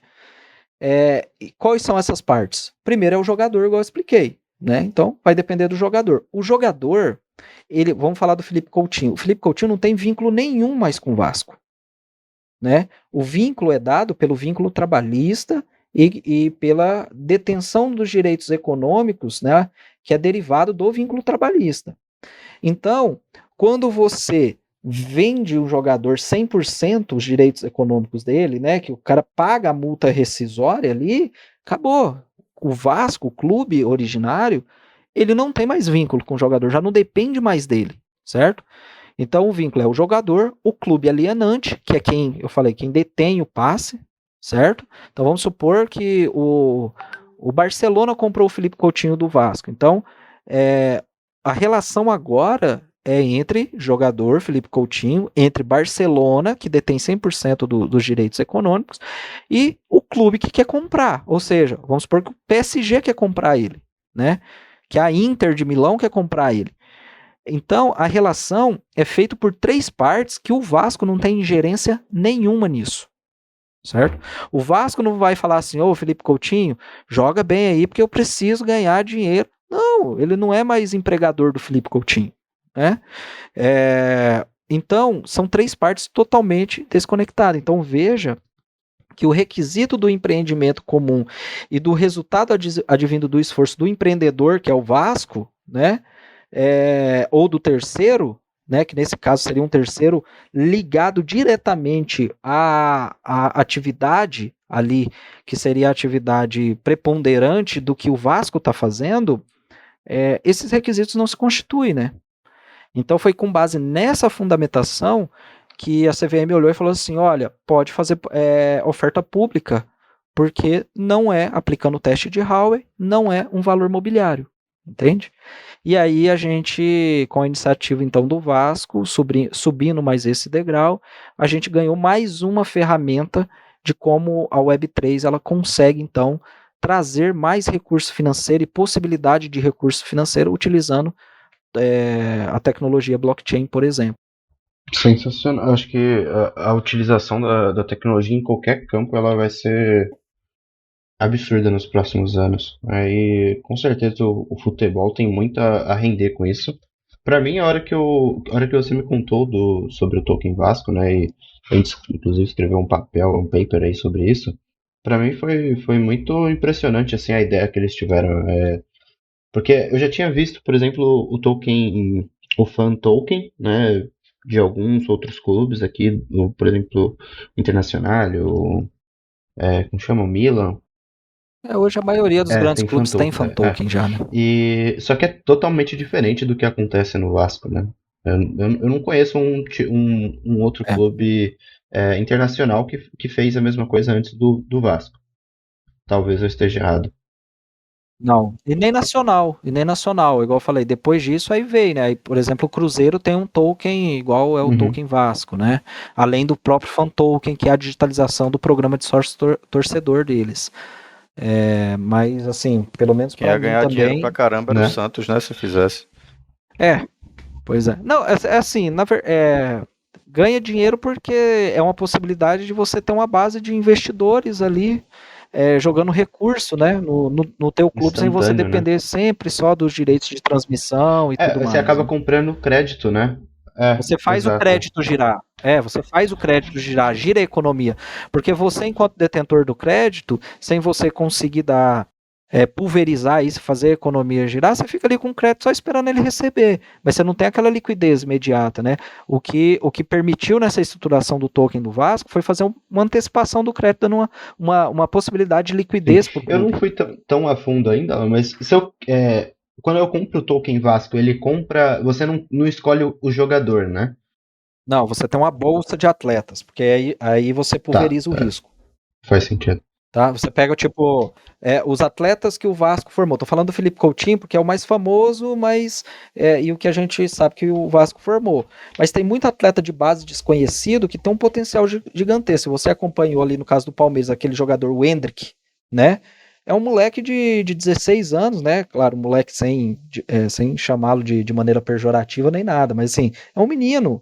É um menino de 16 anos, já tá estourado, vendido para fora do país, e é um menino da base. Subiu para o profissional e arrebentou. Para o profissional não, para a equipe principal e arrebentou.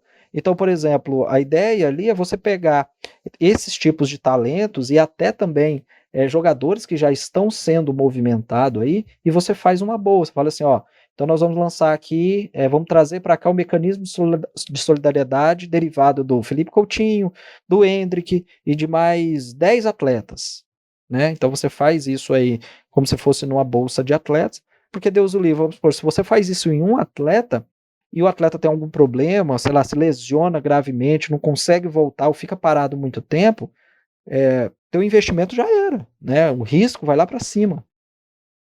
Alan, focando um pouquinho no aspecto já da Web3 mesmo aplicada ao esporte, claro, que no que a gente já tem hoje de experiência, você tem alguns outros cases para expor aqui para a gente? Como a gente tinha dito, eu li a respeito de uma DAO que foi formada para adquirir o Denver Broncos, né? A gente tem outras iniciativas aí, projetos que estão surgindo justamente para fomentar, né, a economia dentro dos esportes. Você tem algum case legal aí que você pode apresentar?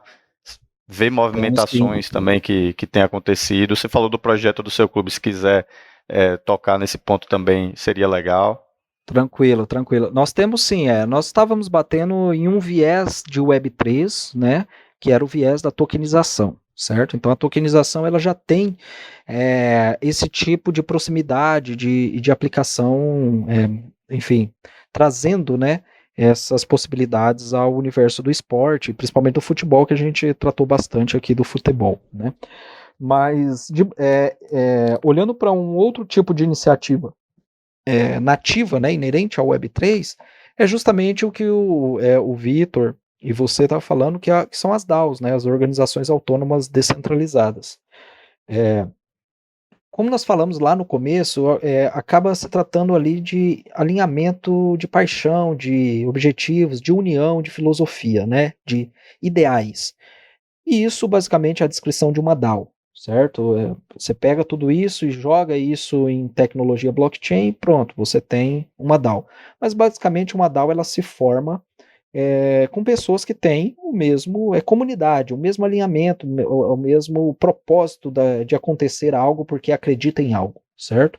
E assim nós temos classificações de inúmeras DAOs, né? Desde, por exemplo, do próprio Brankless, que tem a sua filosofia inerente de que a pessoa é capaz, né, e que ela deve ter a gestão do seu próprio patrimônio financeiro, né, não necessitando de bancos, por exemplo, até inúmeras outras DAOs de alinhamentos filosóficos diferentes, igual é a Jurischain, que entende, né, que o mercado precisa de bons profissionais com background jurídico, entenda advogado, administradores, contadores, os próprios empresários, né, para saber a importância do tema jurídico.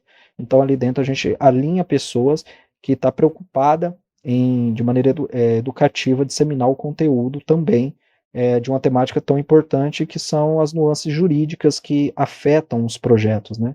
Porque hoje, cara, a gente vê tanto, principalmente nas mídias um pouco mais sensacionalistas, né? Ligando sempre, pô, Web3, blockchain, criptomoeda, golpe, golpe, né?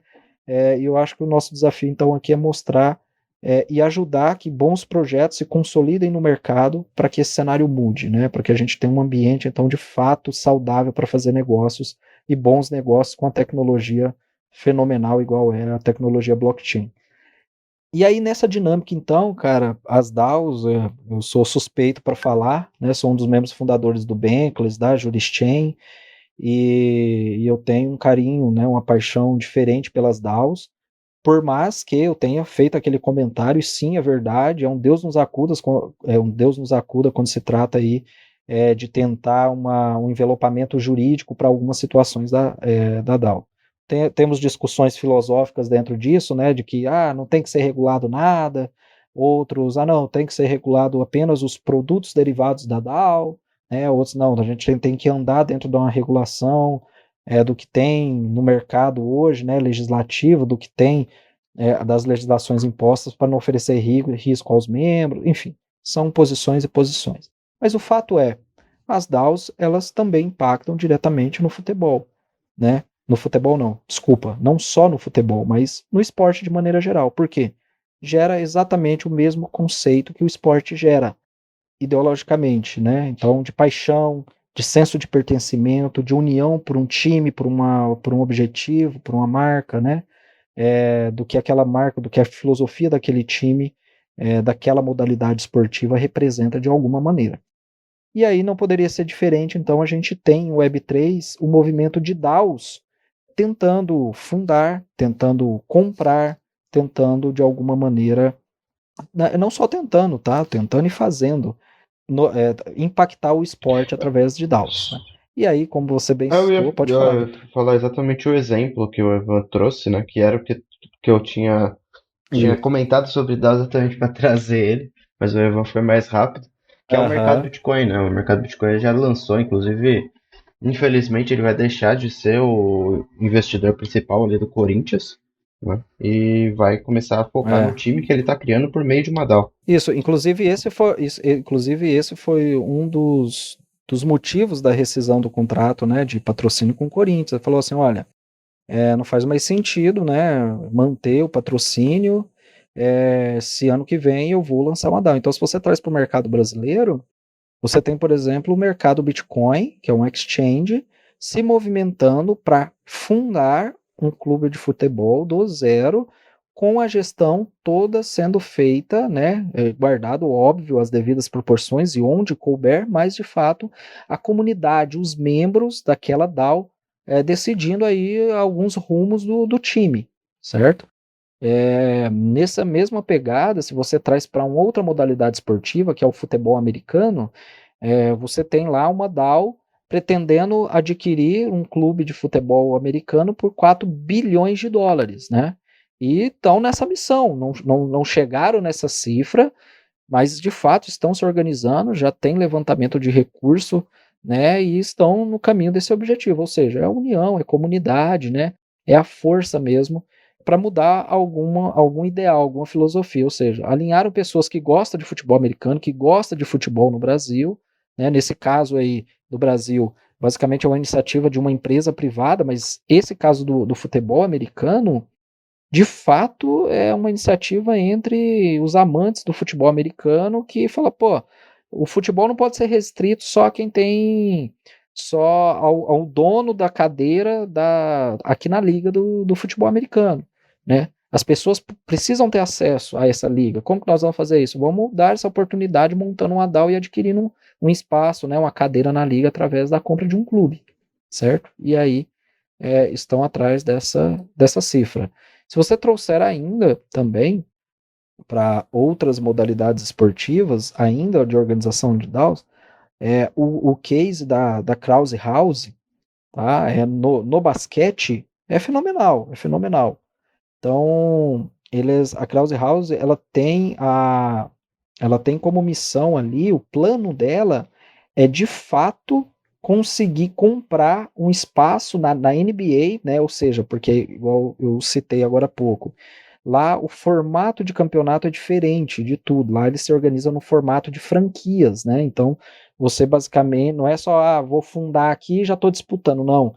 Você tem que conseguir comprar, e todos os requisitos, é muito mais burocrático e difícil, né? Mas você precisa comprar um lugar, ou seja, um espaço, um slot nessa franquia lá para você de fato poder se organizar. E a Krause House, ela é uma DAO, tá?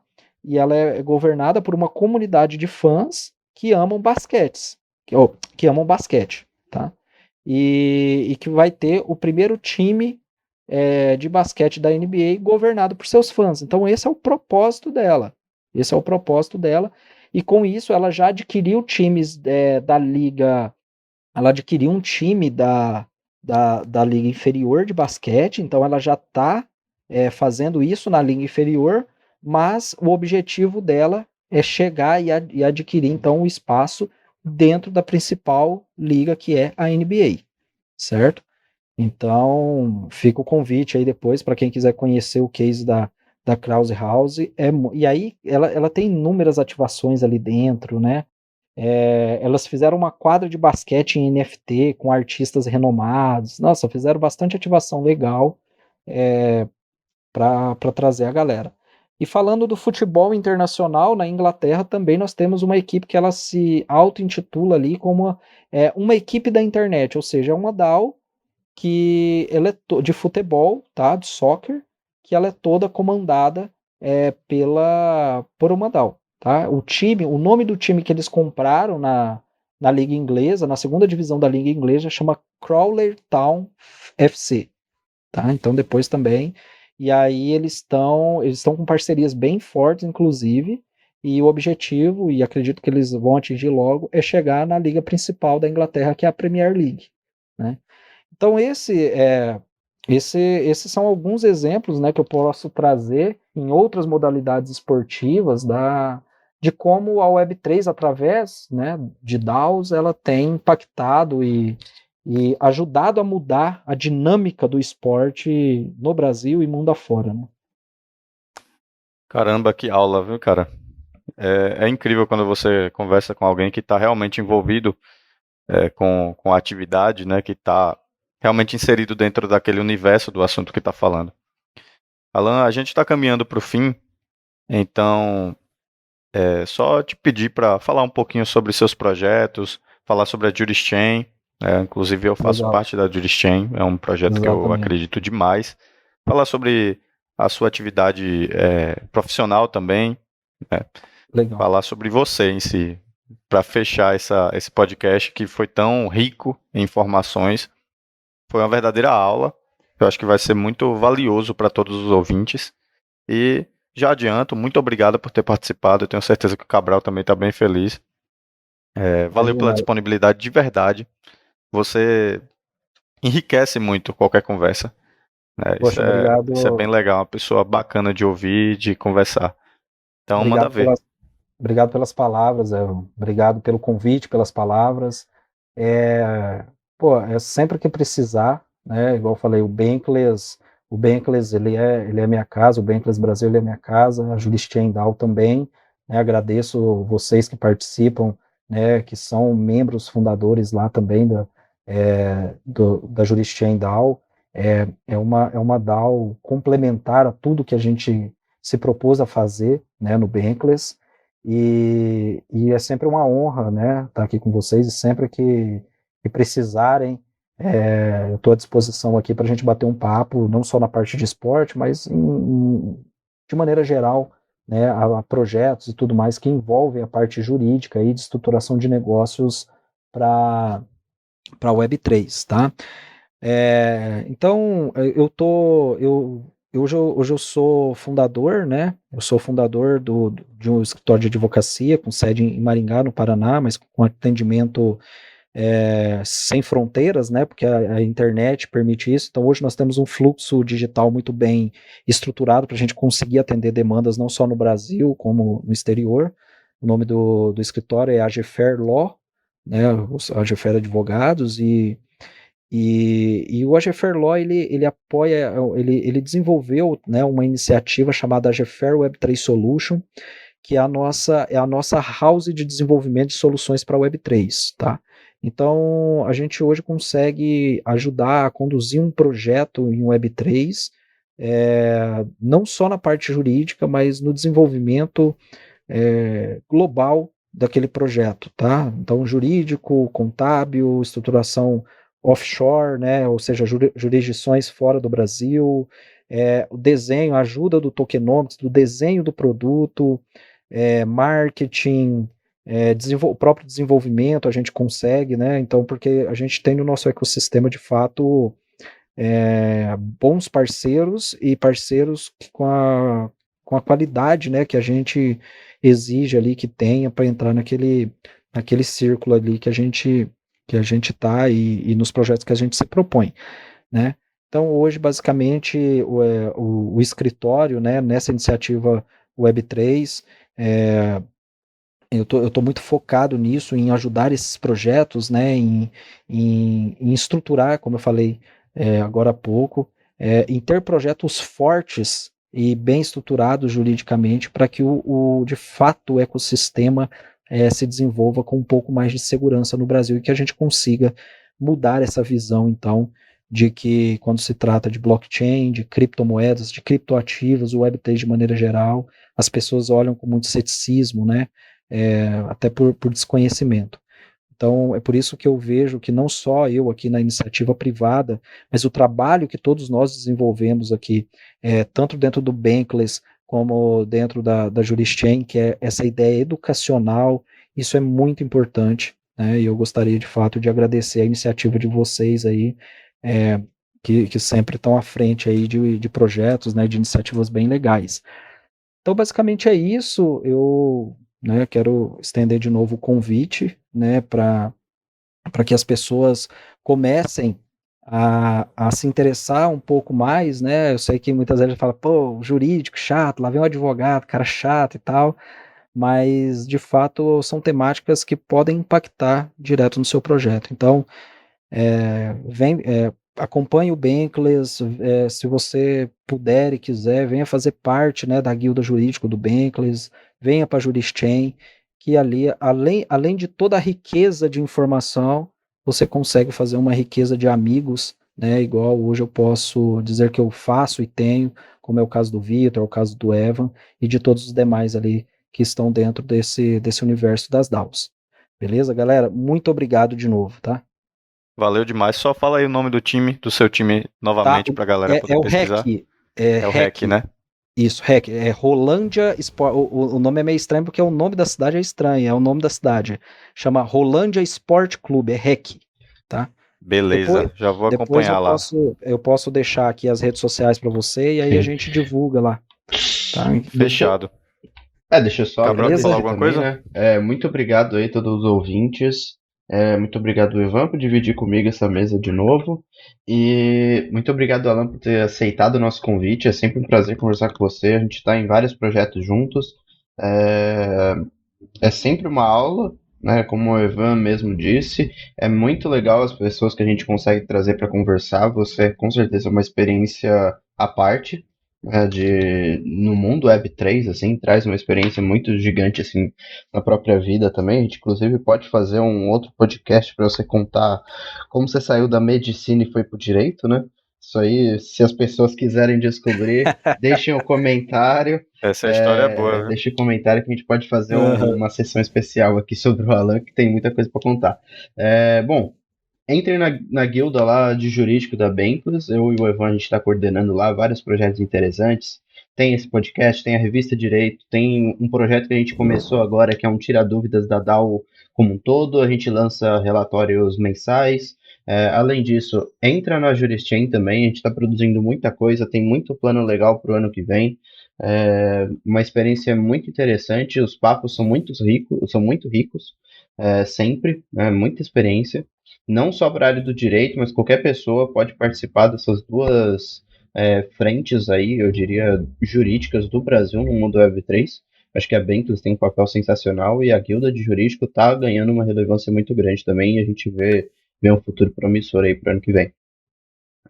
Então, Show de bola. Vamos lá, call do jurídico na sexta-feira às 14 horas. Call da Guilda de Jurídico da Bankless Brasil. Call da Jurichain, sábado às 10h30, ambas no Discord. Então, todos convidados, viu? A DAO é um espaço aberto, tanto da Jurichain quanto a da Bankless. E pode nos procurar, falar mais alguma coisa ou posso procurar na Jurichain também, caso a galera não tiver muita intimidade com o Discord, a gente está nas redes sociais também, né? A Jurichain no Instagram e o Bankless também no Instagram. Eu acho só importante fazer o disclaimer, né? Sempre é importante. Sim, vamos fazer o disclaimer. Então, sigam a Bankless Brasil em todas as redes. Estamos no Instagram, no Twitter, no YouTube. E vamos ao nosso disclaimer. Pessoal, esse é um podcast com fins educacionais e nós queremos apresentar o mundo cripto e Web3 a você. Nada do que produzimos deve ser considerado como dica de investimento, sinais para comprar ou vender quaisquer ativos e nem mesmo direcionamento para decisões financeiras. Todas as informações ou estratégias aqui apresentadas são pensamentos e opiniões relevantes para os produtores de conteúdo envolvidos e não necessariamente devem ser seguidas. Se você está planejando realizar investimentos, fale com profissionais de sua confiança e o mais importante, faça sua própria pesquisa. Exatamente. E um adendo, não é recomendação jurídica, consultoria e nem parecer no mesmo estilo. Muito menos, né? É isso. Valeu, turma. Galera, muito obrigado de novo.